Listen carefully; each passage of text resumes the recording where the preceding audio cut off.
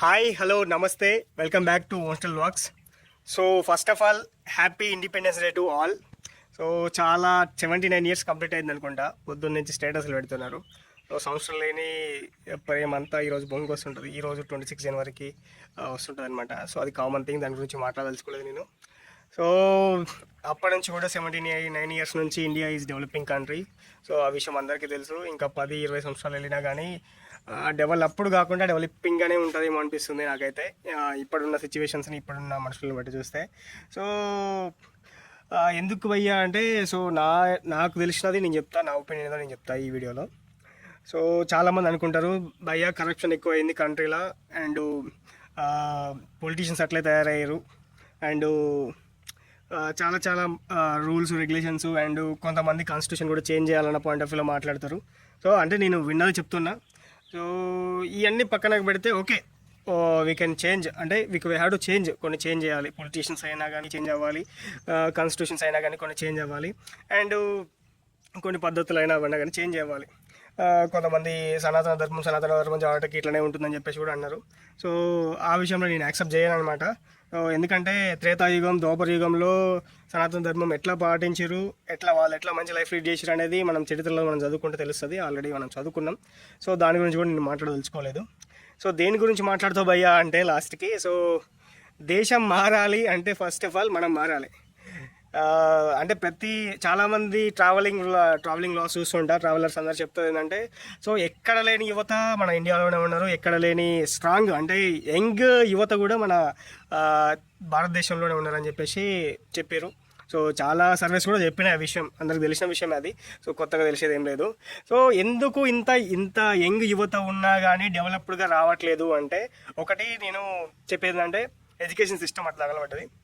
So other కంట్రీస్కి మన కంట్రీస్కి ఎడ్యుకేషన్ సిస్టమ్ అనేది చాలా అంటే చాలా పూర్ ఉంటుంది. సో నేను 1.5 year నుంచి ఎడ్యుకేషన్ ఫీల్డ్లో ఉన్నా. అంటే నేను తెలుసు ఆల్రెడీ మీకు స్కూల్స్కి, కాలేజ్కి, ప్రైవేట్ స్కూల్స్కి, కాలేజ్కి ఫండింగ్ ఇస్తుంటా. సో అందులో ఏ ఎడ్యుకేషన్ సిస్టమ్ ఉంది, వాళ్ళు ఎట్లా టీచ్ చేస్తున్నారు అంటే ఒక్కొక్క స్కూల్ ఒక్కొక్క డిఫరెంట్ స్టైల్లో టీచ్ చేయొచ్చు. కానీ ఎందుకు రిజల్ట్ రావట్లేదు అంటే, ఇప్పుడు ఒకనికి గేమ్స్ మీద ఇంట్రెస్ట్ ఉండొచ్చు, ఇంకొకరికి సింగింగ్ మీద, ఇంకొకరికి యాక్టింగ్ మీద, ఇంకొకరికి ఫార్మింగ్ మీద, ఇంకొకరికి సివిల్స్ అంటే ఇష్టం ఉండొచ్చు, ఇంకొకరికి కోడింగ్ అంటే ఇష్టం ఉండొచ్చు, ఇంకొకరికి ఇట్లా యూట్యూబ్ కానీ ఇట్లాంటి వీడియోస్ తీయడం కానీ ఇట్లా చాలా మందికి చాలా ఇంట్రెస్ట్లు ఉంటాయి ఒక్కొక్కరికి. సో అందరినీ ఒక గొర్రె మందల్లాగా మొత్తం అందరినీ ఒక దగ్గర చేల్చి ఒకటే కాన్సెప్ట్ వానికి ఇస్తే, ఇప్పుడు మనకి అది పర్ఫెక్ట్ ఎగ్జాంపుల్ చెప్తాను నేను. ఒక 10-20 మంది స్టూడెంట్స్ ఉన్న క్లాస్ తీసుకుందని, అందులో యాక్టివ్గా ఉండేటోళ్ళు 5 members ఉంటారు. మిగతా వాళ్ళంతా బ్యాక్ బెంచర్స్ ప్లస్ యావరేజ్ చదివేటోళ్ళు ఉంటారు.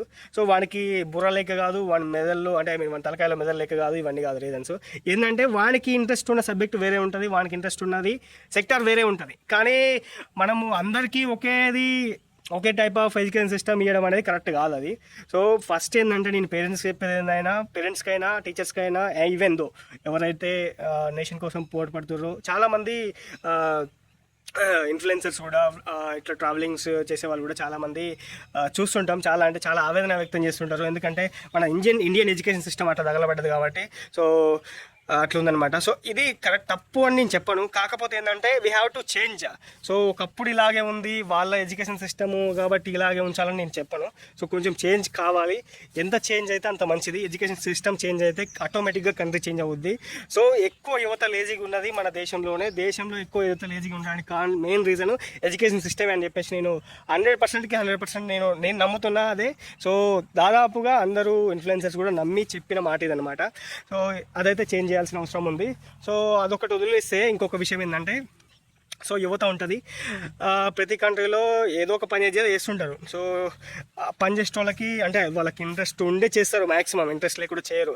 సో నేను చెప్పేది ఏంటంటే యువతకైనా కానీ, ఎవరైతే మన సబ్స్క్రైబర్స్ ఉన్నారో, మన వ్లాగ్స్ ఉన్నారో, మన వ్లాగ్ చూసి ఎవరైతే ఉన్నారో, సో మీరు చేసేది ఏదైనా సరే మైండ్ఫుల్గా దాని మీద కాన్సన్ట్రేట్ చేసి, సో చదువుతున్నారా మైండ్ఫుల్గా కాన్సన్ట్రేట్ చేసి చదవండి. మీరు ఏదైనా పని చేస్తున్నారా మైండ్ఫుల్గా కాన్సన్ట్రేట్ చేసి చదవండి, చేయండి.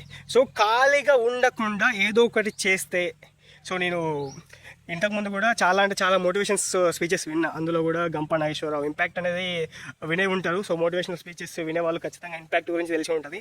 సో దాంట్లో ఆయన చెప్పిన మాట ఏంటంటే, సో మనకు వేల కొద్ది లక్షల కొద్ది థాట్స్ వస్తుంటాయి పర్ డేకి. సో ఆ థాట్స్ అనేది వస్తుంటాయి, కానీ మనము చెయ్యాలి అని ఉంటాం కానీ చెయ్యమన్నమాట. So that is the very very ఏమంటారంటే, నేను అది అదే రావట్లేదు అనమాట దానికి వర్డ్. సో మరి అసలుకి మంచి విషయం కాదు.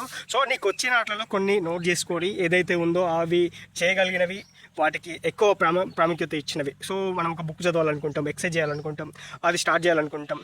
సో స్టార్ట్ చేయి. అది ఒకవేళ రాంగ్ అయితే అదొక లెసన్ లాగా నువ్వు నేర్చుకుంటావు. ఒకవేళ నీకు అది మంచిగా అనిపిస్తే ఇంకా అప్గ్రేడ్ అవుతావు, ఇంకొక స్టెప్ పైకి వేస్తుంటావు.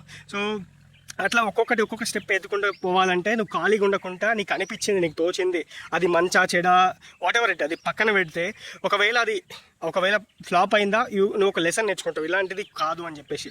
సో అది సక్సెస్ అయిందా ఇంకో స్టెప్ పైకి ఎత్తుకుంటావు. సో ఖాళీగా ఉండకుండా ఏదో ఒకటి చేసుకుంటూ వెళ్తే ఖచ్చితంగా సక్సెస్ అవుతాము. సో ఇదొక్క టిప్పు మైండ్లో పెట్టుకోండి. సో ఖచ్చితంగా వితిన్ 10 yearsలో, అంటే ప్రతి యువత ఎవరైతే ఉన్నాడో ప్రతి ఒక్కడు ఇది మైండ్లో పెట్టుకొని ఏదో ఒక పని చేసుకుంటూ, అది చదవడం అయినా వర్క్ అయినా వాట్ ఎవర్ ఇట్ చేసుకుంటూ వెళ్తే ఖచ్చితంగా డెవలప్డ్ కంట్రీ మారే ఛాన్స్ అయితే ఉందన్నమాట. సో దట్స్ ఆల్ గైస్, నా ఒపీనియన్ ఇదైతే. మీ ఒపీనియన్ ఎట్లుందో, మీ సజెషన్స్ ఏమున్నాయో, కంట్రీకి బాగుపడాలంటే ఏం చేయాలో కామెంట్ బాక్స్లో రాయండి. సో ఏదైనా తప్పుగా మాట్లాడితే మాత్రం మీరు కూడా మీ సజెషన్స్ ఏమైనా ఇవ్వాలనుకుంటే సజెషన్స్ ఇవ్వండి. So that's all guys, and once again happy independence day. జై హింద్.